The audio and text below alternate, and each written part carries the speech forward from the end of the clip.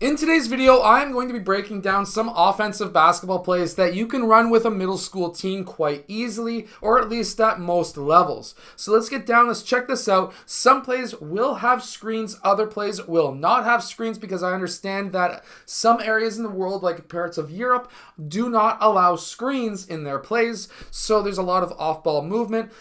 Take it how it is. You can use all of these plays with any age here in Ontario, or at least here in North America. So let's get down, let's check these out. So first we're going to start in the 5-out offense.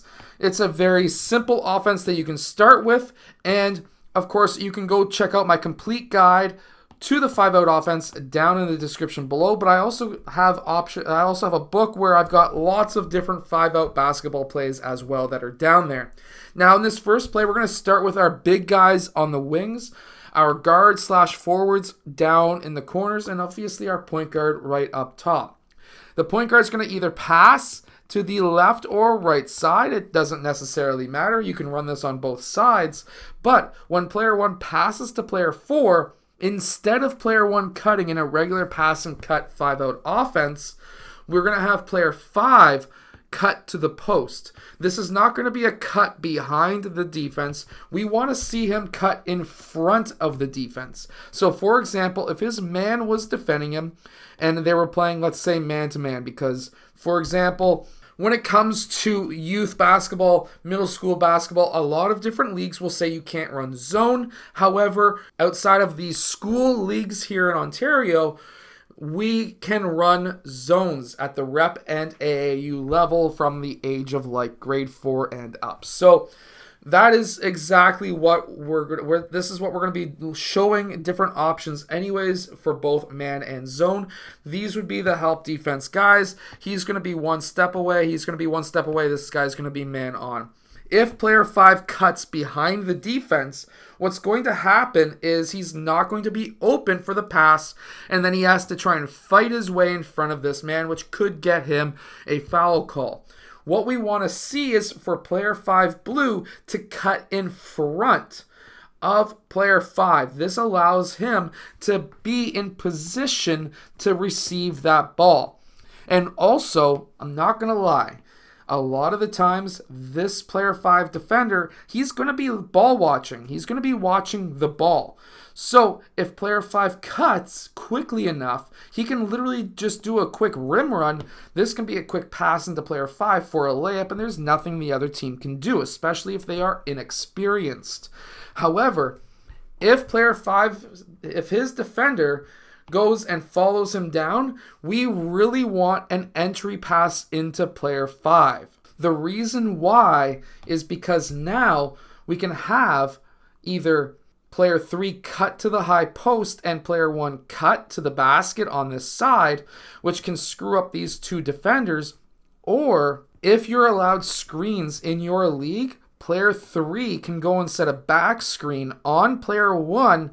Player 1 can cut to the basket, and now he may be open for an easy layup. So there's a fantastic option here, and obviously if none of these options are open, we would have player 3 fill up, player 1 fill out, and then player 5 could go right to the basket, take his man ISO one-on-one, or we can set some screens away, get a man open, kick the ball out, player 5 would then clear out, and at this time, we can run a basic 5-out set. See, what I like to do as a coach myself is I like to have 5-out, just the basics. The pass and cut, the pass and screen 4, and a pass and screen away. Those 3 options, the main basics behind the 5-out, as a backup option if our main set doesn't work.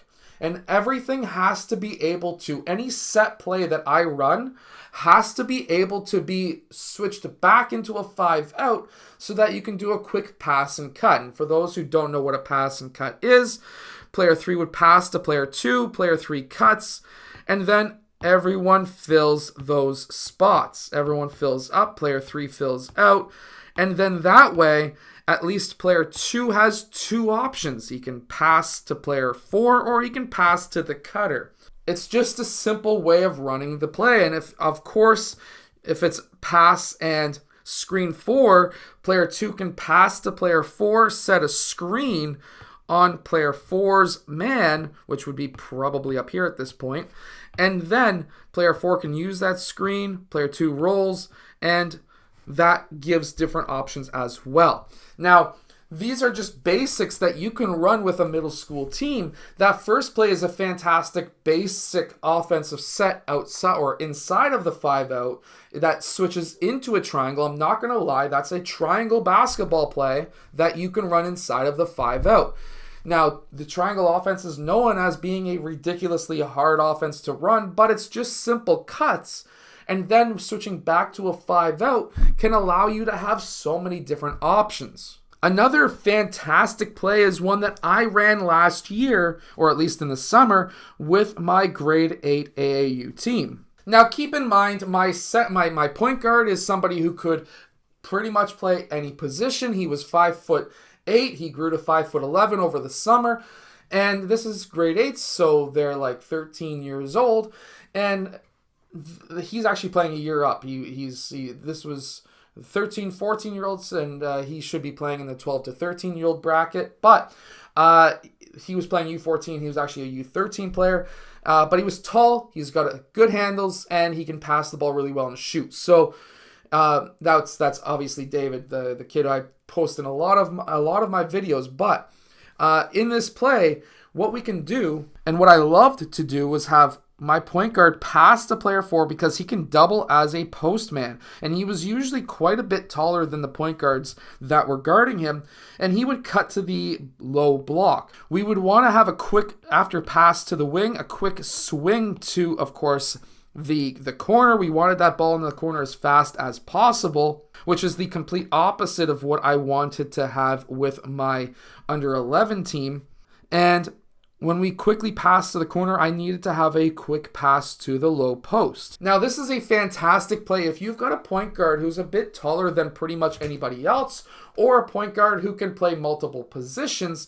This is actually a fantastic option because now he's, of course, if he's a point guard, he's a fantastic passer, and that's where what we're using in this clip or this play is his passing ability, or he can score on a smaller defender.